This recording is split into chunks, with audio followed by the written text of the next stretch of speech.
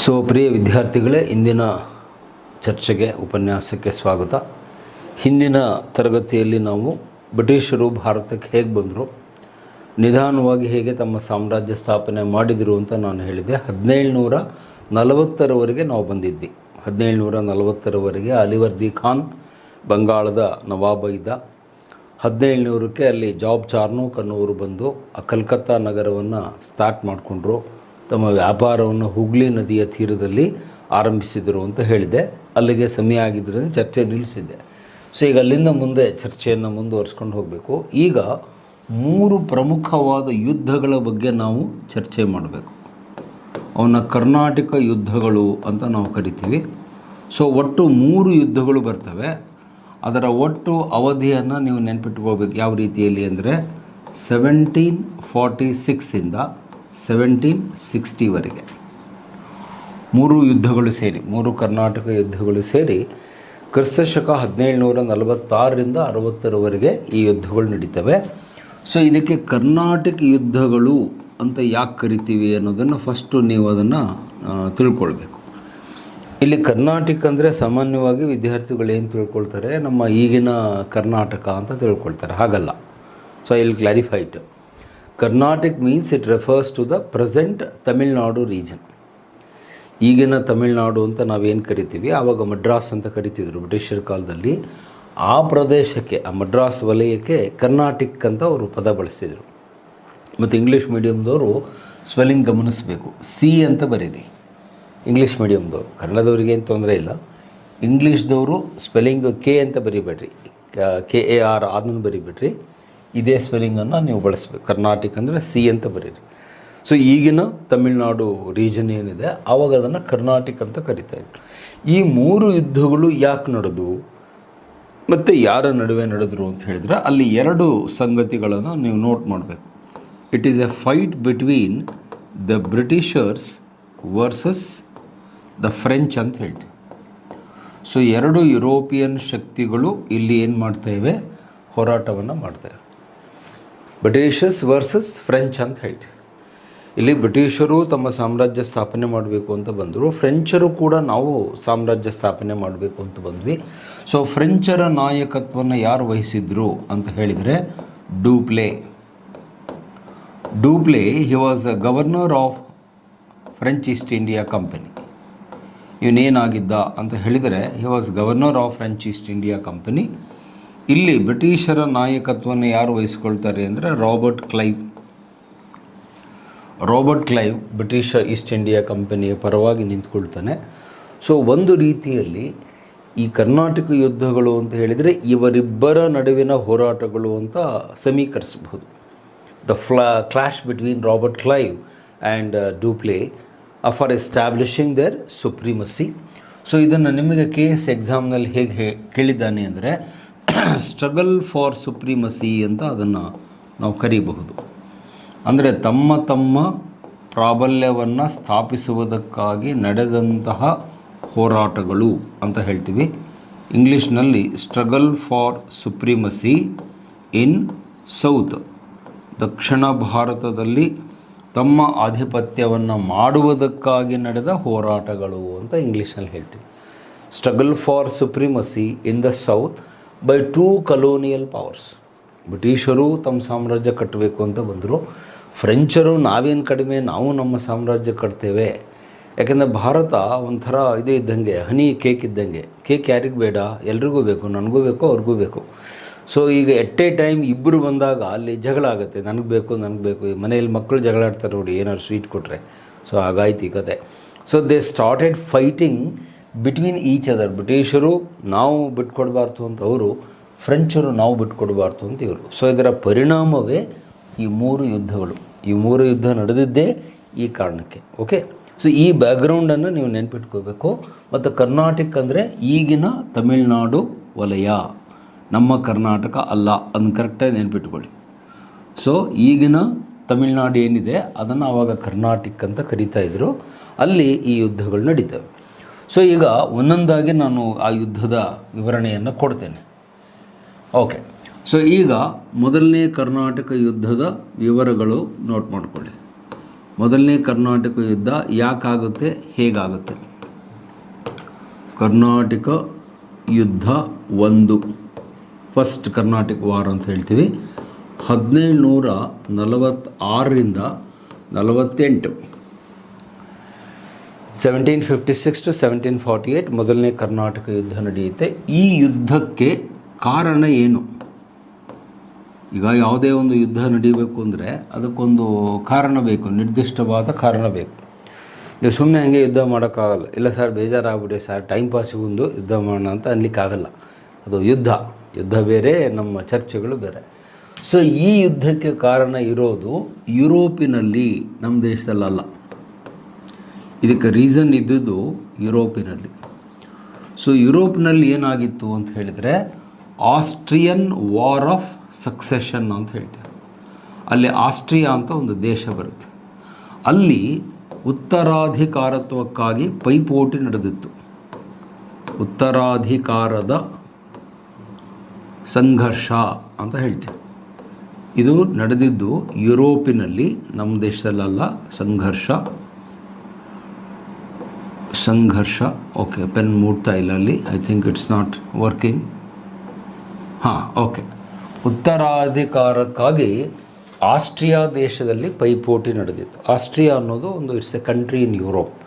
ಅದರ ರಾಜಧಾನಿ ವಿಯೆನ್ನಾ ಅಂತ, ನೀವೆಲ್ಲದರ ಹೆಸರು ಕೇಳಿರ್ತೀರಿ, ವಿಯೆನ್ನಾ ಅಂತ ಅದರ ರಾಜಧಾನಿ. ಸಣ್ಣ ದೇಶ. ಅಲ್ಲಿ ಆಸ್ಟ್ರಿಯಾದ ಅರಸ ಸತ್ತು ಹೋಗಿದ್ದ, ಏನೋ ಒಂದು ಅನಾರೋಗ್ಯದಿಂದಾಗಿ.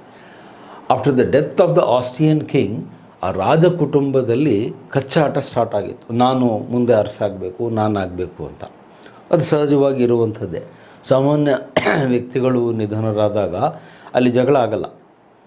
ಸಾಮಾನ್ಯ ವ್ಯಕ್ತಿಗಳು ನಿಧನರಾದಾಗ ಏನು ಜಗಳ ಆಗಲ್ಲ, ಯಾಕಂದರೆ ಅಲ್ಲಿ ಏನು ಆಸ್ತಿ ಅಧಿಕಾರ ಅಂತಸ್ತು ಇರಲ್ಲ. ಇಲ್ಲಿ ಅವರು ಅರಸ ಆಗಿದ್ದರಿಂದ ಆ ಅರಸ ಕುಟುಂಬದಲ್ಲಿ ಒಂದು ಜಗಳ ಬಂತು, who should be the next king of Austria ಅಂತ. ಈ ಜಗಳದಲ್ಲಿ ಯಾರು ತಲೆ ಹಾಕಿದರು ಅಂದರೆ ಇಂಗ್ಲೆಂಡ್ ಮತ್ತು ಫ್ರಾನ್ಸು ಇವರು ತಲೆ ಹಾಕಿದರು. ಯಾಕಂದರೆ ಇವರು ಇದ್ದಿದ್ದೇ ತಲೆ ಹಾಕಲಿಕ್ಕೆ ಅಂತ ನಿಮಗೆಲ್ಲ ಗೊತ್ತಿದೆ. ಇನ್ನೊಬ್ಬರ ಕೆಲಸದಲ್ಲಿ ತಲೆ ಹಾಕೋದು ಈ ದೇಶಗಳ ಒಂದು ಹವ್ಯಾಸವಾಗಿತ್ತು. ಸೊ ಇಂಗ್ಲೆಂಡ್ ಮತ್ತು ಫ್ರಾನ್ಸ್ ಏನು ಮಾಡ್ತೇವೆ, ಇಲ್ಲಿ ಹಸ್ತಕ್ಷೇಪ ಮಾಡ್ತವೆ, ಇಂಟರ್ಫಿಯರ್ ಮಾಡ್ತಾರೆ. ಇನ್ನೊಂದು ದೇಶದ ವ್ಯವಹಾರದಲ್ಲಿ ಇಲ್ಲಿ ಇಂಟರ್ಫಿಯರ್ ಮಾಡ್ತಾರೆ. ಯಾವ ರೀತಿಯಲ್ಲಿ? ನಾವು ಹೇಳಿದ ವ್ಯಕ್ತಿನೇ ಅರಸ ಆಗಬೇಕು ಅಂತ ಇಂಗ್ಲೆಂಡು, ಇಲ್ಲಿಲ್ಲ ನಾವು ಹೇಳಿದ ವ್ಯಕ್ತಿ ಅರಸ ಆಗಬೇಕು ಅಂತ ಫ್ರಾನ್ಸ್. ಸೊ ಈ ಇಂಗ್ಲೆಂಡ್ ಮತ್ತು ಫ್ರಾನ್ಸ್ಗಳು ಯುದ್ಧವನ್ನು ಡಿಕ್ಲೇರ್ ಮಾಡ್ತವೆ. ಎಲ್ಲಿ? ಆಸ್ಟ್ರಿಯಾದಲ್ಲಿ. It led to war. ಈ ಹಸ್ತಕ್ಷೇಪ ಮುಂದೆ ಯುದ್ಧಕ್ಕೆ ನಾಂದಿ ಆಯಿತು. ಅದನ್ನು ಆಸ್ಟ್ರಿಯನ್ ವಾರ್ ಅಂತ ಕರಿತೀವಿ ಇಂಗ್ಲೀಷಲ್ಲಿ. ಆಸ್ಟ್ರಿಯಾದಲ್ಲಿ ನಡೆದ ಯುದ್ಧ. ಯಾರ ನಡುವೆ? ಇಂಗ್ಲೆಂಡು ಮತ್ತು ಫ್ರಾನ್ಸ್ ನಡುವೆ ಯುದ್ಧ ಸ್ಟಾರ್ಟ್ ಆಯಿತು.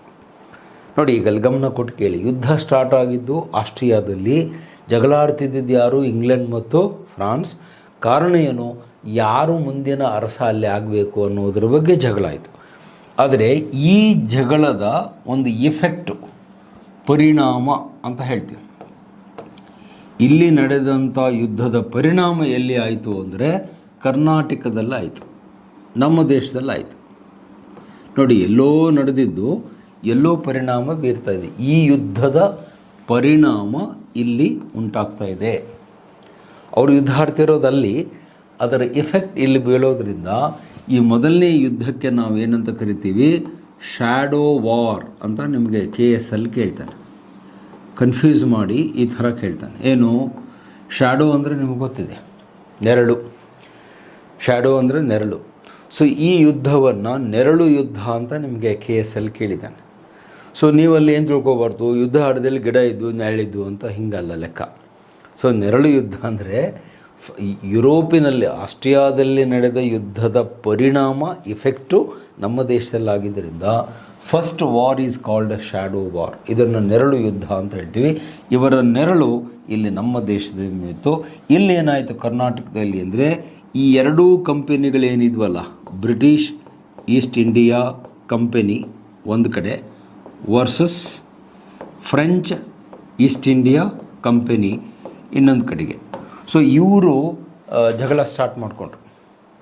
ಇಲ್ಲಿ ದೇಶಗಳು ಯುದ್ಧ ಸ್ಟಾರ್ಟ್ ಮಾಡಿದರೆ ಇಲ್ಲಿ ಆ ದೇಶದ ವ್ಯಾಪಾರ ಕಂಪನಿಗಳೇನು ಬಂದಿದ್ದು ಈ ದೇಶಕ್ಕೆ, British East India company, French East India company, ಇವರು ಜಗಳ ಆಡ್ಲಿಕ್ಕೆ ಸ್ಟಾರ್ಟ್ ಮಾಡಿದರು. ಅದು ಹೆಂಗೆಂದರೆ ಮನೆಯಲ್ಲಿ ತಂದೆ ತಾಯಿ ಜಗಳ ಆಡಿದರೆ ಅವ್ರು ನೋಡಿ ಮಕ್ಕಳು ಜಗಳ ಆಡ್ತಾರೆ. ಡ್ಯಾಡಿ ಮಮ್ಮಿನೇ ಜಗಳ ಆಡ್ತಾರೆ ಅಂದಮೇಲೆ ನಾವು ಲೈಸೆನ್ಸ್ ಇದ್ದಂಗೆ ಅಂತ ಅವರು ಸಣ್ಣಾಗಿ ಜಗಳ ಹಚ್ಕೋತಾರೆ. ಅವರು ದೊಡ್ಡ ದೊಡ್ಡ ಅಸ್ತ್ರ ಇಟ್ಕೊಂಡು ಜಗಳ ಆಡ್ತಾರೆ, ಅವ್ರ ಕೈಯಲ್ಲಿ ಕೋಲು ಕಡ್ಡಿ ಇಟ್ಕೊಂಡು ಜಗಳ ಆಡ್ತಿರ್ತಾರೆ ಸಣ್ಣ ಮಕ್ಕಳಾದ್ರಿಂದ. ಹಂಗೆ ಇವ್ರು ಜಗಳ ಆಡಿದರೆ ಎಫೆಕ್ಟು ಈ ಎರಡು ಕಂಪನಿಗಳ ಮೇಲಾಗುತ್ತೆ. ಇಲ್ಲಿ ಇದರ ನೇತೃತ್ವವನ್ನು ಯಾರು ವಹಿಸ್ಕೊಳ್ತಾರೆ? Dupleix, the governor of French East India company, Dupleix ಇದರ ನೇತೃತ್ವ ವಹಿಸ್ಕೊಳ್ತಾನೆ. ಈ ಕಡೆ Robert Clive, East India company ಅಂದ್ಕೊಳ್ಳಿ ನಿಮಗೆ ಅವನ ಹೆಸರು ನೆನಪಿಗೆ ಬರಬೇಕು. ರಾಬರ್ಟ್ ಕ್ಲೈವ್ ಈಸ್ಟ್ ಇಂಡಿಯಾ ಕಂಪನಿಯ ಪರವಾಗಿ, ಡೂಪ್ಲೆ ಫ್ರೆಂಚ್ ಈಸ್ಟ್ ಇಂಡಿಯಾ ಕಂಪನಿಯ ಪರವಾಗಿ ಇಲ್ಲಿ ಜಗಳ ಅಥವಾ ಯುದ್ಧವನ್ನು ನಮ್ಮ ದೇಶದಲ್ಲಿ ಸ್ಟಾರ್ಟ್ ಮಾಡ್ತಾರೆ. ಸೊ ಹಾಗಾಗಿ ಆ ಮೊದಲನೇ ಕರ್ನಾಟಕ ಯುದ್ಧಕ್ಕೆ ಬ್ಯಾಕ್ಗ್ರೌಂಡ್ ಏನು ಅಂದರೆ ಆಸ್ಟ್ರಿಯಾದಲ್ಲಿ ನಡೆದ ಉತ್ತರಾಧಿಕಾರದ ಸಂಘರ್ಷ. ಅದನ್ನ ರಿವರ್ಸಲ್ಲಿ ಹೇಳ್ತೀನಿ. ಸಪೋಸ್ ಇಲ್ಲಿ ಏನಾದರೂ ಈ ಯುದ್ಧ ಸ್ಟಾರ್ಟ್ ಆಗದೇ ಹೋಗಿದರೆ ಇಲ್ಲಿ ನಮ್ಮಲ್ಲಿ ಈ ಯುದ್ಧ ಆಗ್ತಿರಲಿಲ್ಲ ಆಬ್ವಿಯಸ್ಲಿ. ಬಿಕಾಸ್ ಇಲ್ಲಿ ಸ್ಟಾರ್ಟ್ ಆಗಿದ್ದಕ್ಕೆ ಆ ಜಗಳ ಇಲ್ಲಿಗೆ ಎಕ್ಸ್ಟೆಂಡ್ ಆಯಿತು, ಮುಂದುವರೆದು ಬಂತು. ಸೊ ಇದು ಬ್ಯಾಕ್ಗ್ರೌಂಡ್. ಸೊ ಈ ಯುದ್ಧ 2 ವರ್ಷಗಳ ಕಾಲ ನಡೆಯಿತು. 46ಇಂದ 48ವರೆಗೆ 2 ವರ್ಷಗಳ ಕಾಲ ಬಿಟ್ಟು ಬಿಟ್ಟು ಮಧ್ಯೆ ಮಧ್ಯೆ ಅಂತರಗಳು, ವಿರಾಮಗಳು ಬರ್ತವೆ. ಇದು ಒಂದೇ ಸರಿ ನಡೆದಂಥ ಯುದ್ಧ ಅಲ್ಲ. ಸೊ ಇವಕ್ಕೆ ನಾವೇನಂತೀವಿ, ಲಾಂಗ್ ಟರ್ಮ್ ವಾರ್ಸ್ ಅಂತ ಕರಿತೀವಿ. ದೀರ್ಘಕಾಲದ ಸಂಘರ್ಷ, ಒಂದೇ ಸರಿ ಮಾಡಿ ಮುಗಿಸೋದಲ್ಲ. ಲಾಂಗ್ ಟರ್ಮ್ ಕಾನ್ಫ್ಲಿಕ್ಟ್ ಅಂತ ನಾವು ಇಂಗ್ಲೀಷ್ನಲ್ಲಿ ಹೇಳ್ತೀವಿ. ದೀರ್ಘಕಾಲದ ಹೋರಾಟಗಳು ಇವಾಗಿದ್ದರಿಂದ 2 ವರ್ಷಗಳ ಕಾಲ ಹೋರಾಟ ನಡೀತು. ಆದರೆ ಮುಖ್ಯವಾದ ಪರಿಣಾಮ ಇದರಲ್ಲಿ ಏನಾಯಿತು ಅಂದರೆ, Dupleix defeated English and captured Madras. ಈ ಯುದ್ಧದಲ್ಲಿ ಏನು ಬದಲಾವಣೆ ಆಯಿತು ಅಂದರೆ, ಬ್ರಿಟಿಷರನ್ನು ಸೋಲಿಸಿ ಮಡ್ರಾಸನ್ನು ಫ್ರೆಂಚರು ವಶಪಡಿಸಿಕೊಂಡರು. ಈ ಯುದ್ಧದಲ್ಲಿ ಯಾರು? ಡೂಪ್ಲೆ ಬ್ರಿಟಿಷ್ ಸೇನೆಯನ್ನು ಸೋಲಿಸಿ, ಬ್ರಿಟಿಷರ ಅಧಿಕಾರಿಗಳನ್ನು ಸೋಲಿಸಿ ಮಡ್ರಾಸನ್ನು ತನ್ನ ವಶಕ್ಕೆ ತೆಗೆದುಕೊಂಡು, ಇನ್ಕ್ಲೂಡಿಂಗ್ ಸೈಂಟ್ ಜಾರ್ಜ್ ಫೋರ್ಟ್. ಅದಾಗಲೇ ನಾನು ನಿನ್ನೆಯ ತರಗತಿಯಲ್ಲಿ ನಿಮಗೆ ಹೇಳಿದೆ, I hope you remember it. ಆ ಸೈಂಟ್ ಜಾರ್ಜ್ ಕೋಟೆ ಏನು ಕಟ್ಟಿದ್ರು ಅದನ್ನು ಕೂಡ ವಶಪಡಿಸ್ಕೊಂಡ್ಬಿಟ್ರು. ಯಾರು? ಫ್ರೆಂಚರು ವಶಪಡಿಸಿಕೊಂಡು ಈ ಕೋಟೆಯ ಮೇಲೆ ಫ್ರಾನ್ಸ್ ದೇಶದ ತಮ್ಮ ಬಾವುಟವನ್ನು, ಧ್ವಜವನ್ನು ಹಾರಿಸ್ಬಿಟ್ರು. ಬ್ರಿಟಿಷರಿಗೆ ಇಲ್ಲಿ ಸೋಲಾಯಿತು. ಬ್ರಿಟಿಷರಿಗೆ ಅತ್ಯಂತ ಹೀನಾಯವಾದ ಸೋಲು ಈ ಒಂದು ಹೋರಾಟದಲ್ಲಿ ಅವರಿಗೆ ಉಂಟಾಯಿತು. ಫ್ರೆಂಚರನ್ನು ಸೋಲಿಸಲಿಕ್ಕೆ ಆಗಲಿಲ್ಲ. Because Dupleix was very powerful. Dupleix ಬಹಳ ಪವರ್ಫುಲ್ ಆಗಿದ್ದ, ಬಹಳ ಬುದ್ಧಿವಂತನಾಗಿದ್ದ. ಹಾಗಾಗಿ ಬ್ರಿಟಿಷ್ ಸೇನೆಯನ್ನು ಸೋಲಿಸಿ ಸೇಂಟ್ ಜಾರ್ಜ್ ಕೋಟೆಯ ಮೇಲೆ ತಮ್ಮ ಬಾವುಟ ಹಾರಿಸಿ, ಮಡ್ರಾಸ್ ನಮ್ಮದು, ಮಡ್ರಾಸಿನ ಮೇಲೆ ಫ್ರೆಂಚರಿಗೆ ಸೇರಿದ್ದು ಅಂತ ಘೋಷಣೆ ಮಾಡಿಬಿಟ್ರು. ಬ್ರಿಟಿಷರಿಗೆ ಬಹಳ ನಿರಾಶೆ ಆಯಿತು. ರಾಬರ್ಟ್ ಕ್ಲೈವ್ನಿಗೆ ತುಂಬ ಅವಮಾನ ಆಯಿತು. It was big insult for the Britishers ಅಂತ ಹೇಳ್ತೀವಿ. ಆದರೆ ಈಗ ಮುಂದೆ ಹೇಳೋ ಪಾಯಿಂಟ್ ಗಮನ ಕೊಟ್ಟು ಕೇಳಿ. ಬ್ರಿಟಿಷರ ಅದೃಷ್ಟ ಚೆನ್ನಾಗಿತ್ತು. ಯಾವಾಗಲೂ ಜೀವನದಲ್ಲಿ ನಮ್ಮ ಪ್ರಯತ್ನದ ಜೊತೆಗೆ ಅದೃಷ್ಟವೂ ಇರಬೇಕು ಅಂತ ಅನೇಕ ಬಾರಿ ಹೇಳ್ತಿರ್ತೀವಿ ನಾವು. ಸೊ ಆ ಮಾತಿಗೆ ಇದು ಬಹಳ ಉದಾಹರಣೆ ನಿಲ್ಲುತ್ತೆ. ಇವರು ಯುದ್ಧದಲ್ಲೇ ಸೋತಿದ್ರು ಕೂಡ luck was in favour of England ಅಂತ ಇತಿಹಾಸಕಾರ ಹೇಳ್ತಾರೆ. ಯಾಕೆ? ಇಲ್ಲಿ ಏನು ಯುದ್ಧ ನಡೆದಿತ್ತು, ಆಸ್ಟ್ರಿಯಾದಲ್ಲಿ ಯುದ್ಧ ನಡೆದಿತ್ತು. ಈ ಯುದ್ಧ 1748ಕ್ಕೆ ಆ ಯುದ್ಧ ಎಂಡ್ ಆಯಿತು. ಎಲ್ಲಿ? ಯುರೋಪ್ನಲ್ಲಿ 1748ಗೆ ಅದು ಎಂಡ್ ಆಗಿ ಒಂದು ಶಾಂತಿ ಒಪ್ಪಂದವನ್ನು ಮಾಡ್ಕೊಳ್ತಾರೆ.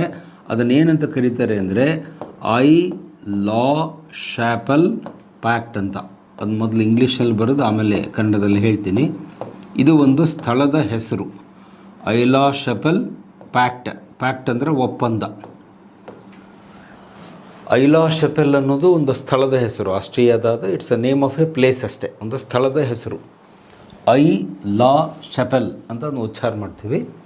ಐ ಲಾ ಶಾಪೆಲ್ ಅನ್ನುವ ಸ್ಥಳದಲ್ಲಿ ಒಂದು ಒಪ್ಪಂದ, ಪ್ಯಾಕ್ಟ್ ಅಂದರೆ ಒಪ್ಪಂದ ಆಗುತ್ತೆ. ಯಾರ ನಡುವೆ? ಇಂಗ್ಲೆಂಡ್ ಮತ್ತು ಫ್ರಾನ್ಸ್ ನಡುವೆ 1748ರಲ್ಲಿ ಒಪ್ಪಂದ ಆಗುತ್ತೆ. ಈ ಒಪ್ಪಂದದಲ್ಲಿ ಏನು ಹೇಳ್ತಾರೆ ಅಂದರೆ, ಯಾರೇ ಗೆದ್ದಿರಲಿ ಯಾರೇ ಸೋತಿರಲಿ ತಾವು ಗೆದ್ದುಕೊಂಡಂಥ ಸ್ಥಳಗಳನ್ನು ಅವರವರಿಗೆ ಬಿಟ್ಕೊಡ್ಬೇಕು ಅಂತ ಅಲ್ಲಿ ತೀರ್ಮಾನ ಆಗುತ್ತೆ. ಅಂದರೆ ಸಪೋಸ್ ನಾನು ಗೆದ್ದಿದ್ರೆ ನಿಮಗೆ ಬಿಟ್ಕೊಡ್ಬೇಕು, ನೀವು ಗೆದ್ದಿದ್ರೆ ಅದನ್ನು ನನಗೆ ನೀವು ವಾಪಸ್ ಕೊಡಬೇಕು. That is the terms of the treaty. So ಆ ಐಲಾಸ್ ಚಪಲ್ ಶಾಂತಿ ಒಪ್ಪಂದದ ಅಡಿಯಲ್ಲಿ ಯಾವ ಮಡ್ರಾಸನ್ನು ಗೆದ್ದಿದ್ರೋ ಅದನ್ನು ಮತ್ತೆ ವಾಪಸ್ ಬ್ರಿಟಿಷರಿಗೆ ಬಿಟ್ಟು ಕೊಡುವಂಥ ಪರಿಸ್ಥಿತಿ ಬಂತು. ಅವ್ರಿಗೆ ವಾಪಸ್ ಮಾಡಬೇಕು, ನೀವು ಹಿಂತಿರುಗಿಸ್ಬೇಕು. ಮಡ್ರಾಸನ್ನು ಗೆದ್ದಿದ್ದೀರಿ, ಬಟ್ ಪುನಃ ವಾಪಸ್ಸು ಬ್ರಿಟಿಷರಿಗೆ ಕೊಡಬೇಕು. ಯಾಕೆ? ಇಲ್ಲಿ ಒಪ್ಪಂದ ಆ ಥರ ಆಗಿದೆ. ಸೊ ಈ ಒಪ್ಪಂದದ ಪರಿಣಾಮವಾಗಿ ಬ್ರಿಟಿಷರು ಮಡ್ರಾಸನ್ನು ಕಳೆದುಕೊಂಡಿದ್ದರೂ ಕೂಡ ಮತ್ತೆ ವಾಪಸ್ ಅವ್ರಿಗೆ ಬಂತು. ಅದರಿಂದ ಯಾರಿಗೆ ಬೇಜಾರಾಯಿತು ಅಂದರೆ ಡೂಪ್ಲೆಗೆ ಭಾರಿ ನಿರಾಶೆ ಆಯಿತು. ಹಿ ವಾಸ್ ಡಿಸಪಾಯಿಂಟೆಡ್ ಅಂತ ಹೇಳ್ತೀವಿ. ಡೂಪ್ಲೆಗೆ ಭಾರಿ ನಿರಾಶೆ ಆಯಿತು. ಯಾಕಂದರೆ ಅವನ ಪಾಪ ಕಷ್ಟಪಟ್ಟು ಹೋರಾಟ ಮಾಡಿ ಮಡ್ರಾಸನ್ನು ವಶಪಡಿಸ್ಕೊಂಡಿದ್ದ, ಬ್ರಿಟಿಷರನ್ನ ಸೋಲಿಸಿದ್ದ. ಈಗ ಅವನ ದೇಶದ ಸರ್ಕಾರ ಇಲ್ಲ, ನೀವು ಅದನ್ನು ವಾಪಸ್ ಅವರಿಗೆ ಬಿಟ್ಕೊಟ್ಬಿಡಿ, ನಾವಿಲ್ಲಿ ಒಪ್ಪಂದ ಮಾಡ್ಕೊಂಡಿದ್ದೀವಿ ಅಂತ ಹೇಳಿದ್ರಿಂದ ಇಟ್ ವಾಸ್ ಅನ್ಬೇರಬಲ್. ಅದನ್ನು ಅವನಿಗೆ ಸಹಿಸ್ಕೊಳ್ಳೋಕ್ಕಾಗಲಿಲ್ಲ. ಆದರೆ ಬೇರೆ ದಾರಿ ಇಲ್ಲ. ಯಾಕಂದರೆ ನಿಮ್ಮ ಬಾಸ್ ಏನು ಹೇಳ್ತಾರೆ ಅದನ್ನು ಕೇಳಲೇಬೇಕು, ಹೌದಲ್ವಾ? Because you are employee. ನೀವೊಂದು ಎಂಪ್ಲಾಯಿ ಅಷ್ಟೇ. ಗವರ್ನರ್ ಅಂದರೆ ನೀವು ಒಬ್ಬ ನೌಕರ ಅಷ್ಟೇ. ನಿಮ್ಮ ದೇಶದ ಸರ್ಕಾರ ಏನು ಹೇಳುತ್ತೆ ಅದನ್ನು ನೀವು ಕೇಳಬೇಕು. ಸೊ ಹಾಗಾಗಿ ಡೂಪ್ಲೆ ಯುದ್ಧದಲ್ಲಿ ಗೆದ್ದಿದ್ದರೂ ಕೂಡ ಮಡ್ರಾಸನ್ನು ಮತ್ತೆ ವಾಪಸ್ಸು ಬ್ರಿಟಿಷರಿಗೆ ಬಿಟ್ಕೊಟ್ರು. ಅಲ್ಲಿ ಕೋಟೆಯ ಮೇಲೆ ಏರಿಸಿದ ತಮ್ಮ ಬಾವುಟ ಕೆಳಗಿಳಿಸಿ ಮತ್ತು ವಾಪಸ್ಸು ತಮ್ಮ ಸ್ಥಳಕ್ಕೆ ಹೋದರು. ತಮ್ಮ ಸ್ಥಳ ಅಂದರೆ ಎಲ್ಲಿ? ಫ್ರೆಂಚರು ಎಲ್ಲಿ ಸೆಟ್ಲ್ ಆಗಿದ್ರು ಅಂದರೆ ದೇ ವ್ಯಾಡ್ ಸೆಟಲ್ಡ್ ಇನ್ ಪಾಂಡಿಚೇರಿ. ಅದು ನೆನ್ಪಿಟ್ಕೊಳ್ಳಿ. ಭಾರತದಲ್ಲಿ ಫ್ರೆಂಚರ ನೆಲೆ ಎಲ್ಲಿತ್ತು ಅಂತ ಕೇಳಿದರೆ ಪಾಂಡಿಚೇರಿ ಅಂತ ಹೇಳ್ತೀವಿ. That was the capital of French. ಭಾರತದಲ್ಲಿ ಫ್ರೆಂಚರ ರಾಜಧಾನಿ ಪಾಂಡಿಚೇರಿ. ಸೊ ಅಲ್ಲಿಗೆ ಡೂಪ್ಲೆ ವಾಪಸ್ ಹೋಗ್ತಾನೆ. ಅವನಿಗೆ ಬೇಜಾರಾಗುತ್ತೆ, ನಿರಾಶೆ ಆಗುತ್ತೆ. ಯುದ್ಧ ಗೆದ್ದರೂ ಕೂಡ ಕೈ ತಪ್ಪಿ ಹೋತಲ್ಲ. ಒಂಥರ ನಮ್ಮ ಕನ್ನಡದ ಗಾದೆ ಮಾತು ನೆನಪಾಗುತ್ತೆ, ಕೈಗೆ ಬಂದ ತುತ್ತು ಬಾಯಿಗೆ ಬರಲಿಲ್ಲ ಅಂತ ಹೇಳ್ತಾರೆ. ಕೈಯಲ್ಲಿ ಇರುತ್ತೆ ತುತ್ತು, ಇನ್ನೇನು ತಿನ್ನಬೇಕು ಅನ್ನೋಷ್ಟರಲ್ಲಿ ಏನೋ ಹಾಗೆ ಅದು ಕೈ ತಪ್ಪಿಬಿಡುತ್ತೆ. ಹಾಗಾಗಿ ಕೈಗೆ ಬಂದ ತುತ್ತು ಬಾಯಿಗೆ ಬರಲಿಲ್ಲ ಅನ್ನಂಗಾಯಿತು. ಅದಕ್ಕೆ ನಾನು ಹೇಳಿದೆ, ಬ್ರಿಟಿಷರ ಪರವಾಗಿ ಲಕ್ ಚೆನ್ನಾಗಿತ್ತು. ದೇವರ್ ಲಕ್ಕಿ ಫೆಲೋಸ್. ಬ್ರಿಟಿಷರ ಅದೃಷ್ಟ ಚೆನ್ನಾಗಿತ್ತು, ಇವನ ಅದೃಷ್ಟ ಚೆನ್ನಾಗಿರಲಿಲ್ಲ ಡೂಪ್ಲೆಂದು. ಹಾಗಾಗಿ ಪಾಪ ಅವನು ಗೆದ್ದರೂ ಕೂಡ ಅದರ ಫಲ ಸಿಗಲಿಲ್ಲ. ಸೊ ಅದರೊಂದಿಗೆ ಈ ಮೊದಲನೇ ಯುದ್ಧ 1748ಕ್ಕೆ ಐಲಾಸ್ ಚಪಲ್ ಒಪ್ಪಂದದ ಅಡಿಯಲ್ಲಿ ಆ ಯುದ್ಧ ನಿಂತೋಯ್ತು. ಆದರೆ ಯುದ್ಧ ಏನೋ ನಿಂತ್ಕೊಳ್ತು, ಆದರೆ ಅವರ ಮನಸ್ಸುಗಳೇನಾಗಿದ್ವು? ಡಿಸ್ಟರ್ಬ್ ಆಗಿದ್ವು. ಈಗ ಬ್ರಿಟಿಷರು ಫ್ರೆಂಚರ ಮೇಲೆ ಸೇಡ್ ತೀರಿಸ್ಕೊಳ್ಳೋದಕ್ಕೆ ಸಮಯ ಕಾಯ್ತಾಯಿದ್ರು. They wanted to take revenge against the French. ಯಾಕೆಂದರೆ ಇಲ್ಲಿ ಸೋಲಾಗಿದ್ದರಿಂದ ಆ ಸೋಲಿನ ಸಿಟ್ಟು ಅವರೆಲ್ಲ ಬಹಳ ಬಲವಾಗಿತ್ತು. ಅದನ್ನು ಹೆಂಗೆ ತೀರಿಸ್ಕೋಬೇಕು ಅಂತ ಕಾಯ್ತಾಯಿದ್ರು. ಆ ಅವಕಾಶ ಅವರಿಗೆ ಮಾರನೇ ವರ್ಷ ಬರುತ್ತೆ. ಈಗ will go to the next page. ಮಾರನೇ ವರ್ಷ ಈಗ ಅದು ಏನು ಘಟನೆ ಆಗುತ್ತೆ, empty page. Will go to the next thing, I will write it out. So ಈಗ ಅದನ್ನು ನೋಟ್ ಮಾಡ್ಕೊಳ್ಳಿ. ಕರ್ನಾಟಕ ಯುದ್ಧ 2 ಅಂತ ಬರೀರಿ. ಫಸ್ಟ್ ಏನು ಅಂತ ಗೊತ್ತಾಯ್ತು ನಿಮಗೆ. ನಾ I am going to the second point. Karnataka ಯುದ್ಧ 2 ಸೆಕೆಂಡ್ ಅಂತ ಹೇಳ್ತೀವಿ. 1749ರಿಂದ 54ರವರೆಗೆ ಆ ಟೈಮ್ ಫ್ರೇಮನ್ನು ನೆನ್ಪಿಟ್ಕೊಳ್ಳಿ. ಎಕ್ಸಾಮ್ನಲ್ಲಿ ಆ ಟೈಮ್ ಕೇಳ್ತಾನೆ. 1749ರಿಂದ 1754 ಸೆಕೆಂಡ್ ಕರ್ನಾಟಿಕ್ ವಾರ್, 2ನೇ ಕರ್ನಾಟಕ ಯುದ್ಧ ಅಂತ ಹೇಳ್ತೀವಿ. ಸೊ ಈಗ ಈ ಯುದ್ಧಕ್ಕೆ ಕಾರಣ ಏನು?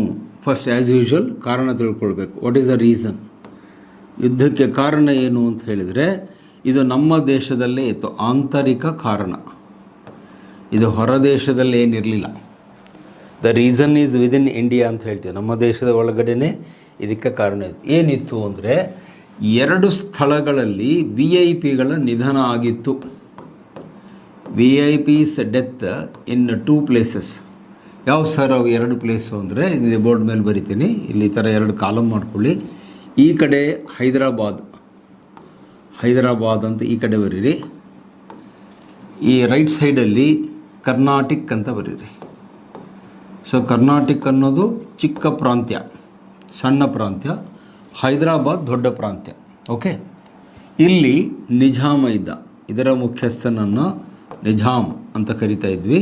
ಅವನೇ ಅದು ಟೈಟಲ್ ಅದು. ಇಲ್ಲಿ ಇದರ ಮುಖ್ಯಸ್ಥನನ್ನು ನವಾಬ್ ಅಂತ ಕರಿತಿದ್ವಿ. ದ ಹೆಡ್ ಈಸ್ ಕಾಲ್ಡ್ ನವಾಬ್. ಕರ್ನಾಟಕದಲ್ಲಿ ನವಾಬ ಇದ್ದ, ಹೈದರಾಬಾದಲ್ಲಿ ನಿಜಾಮ್ ಇದ್ದ. ಸೊ ಈಗೇನಾಯಿತು, 1749ರಲ್ಲಿ ನಿಜಾಮನ ಸಾವು ಸಂಭವಿಸಿತು. ಅವನು ಸತ್ತೋದ. ಈ ಕಡೆ ಕರ್ನಾಟಕದ ನವಾಬ್ ಏನಿದ್ದ ಅವನು ಸತ್ತೋದ. ನೋಡಿ, ಇದೇ ಇತಿಹಾಸ ಇಂಟ್ರೆಸ್ಟಿಂಗ್ ಅನ್ನೋದು. ಸಾಮಾನ್ಯವಾಗಿ ಹಿಸ್ಟ್ರಿ ಎಲ್ಲರೂ ಬೋರಿಂಗ್ ಅಂತಾರೆ, ಬಟ್ ನನಗಂತೂ ಬೋರಿಂಗ್ ಆಗಿಲ್ಲ. 20 ವರ್ಷದಿಂದ I am enjoying my subject. Interesting ಏನು ಅಂದರೆ, ಒಂದೇ ವರ್ಷ ಎರಡೂ ಕಡೆಗೆ ಇಬ್ಬರೂ ಸತ್ತು ಹೋಗ್ಬಿಟ್ರು. ಅಂದರೆ ಅವ್ರು ಮೊದಲೇ ಮಾತಾಡ್ಕೊಂಡಿದ್ರು, ವಾಟ್ಸಪ್ ಕಳಿಸಿದ್ರು, ಫೇಸ್ಬುಕ್ ಅಂತ ಅಲ್ಲ, ಅವಾಗ ಯಾವ ಇರಲಿಲ್ಲ. ಇಟ್ ಈಸ್ ಎ ಕೋಇನ್ಸಿಡೆನ್ಸ್ ಅಷ್ಟೇ, ಕಾಕತಾಳೀಯ. ಹೈದರಾಬಾದದ ನಿಜಾಮನು 1749ರಲ್ಲಿ ಸತ್ತು ಹೋದ. ಕರ್ನಾಟಕದ ನವಾಬನು ಕೂಡ ಅದೇ ವರ್ಷ ಅನಾರೋಗ್ಯ ಕಾರಣದಿಂದ ಸತ್ತು ಹೋದ.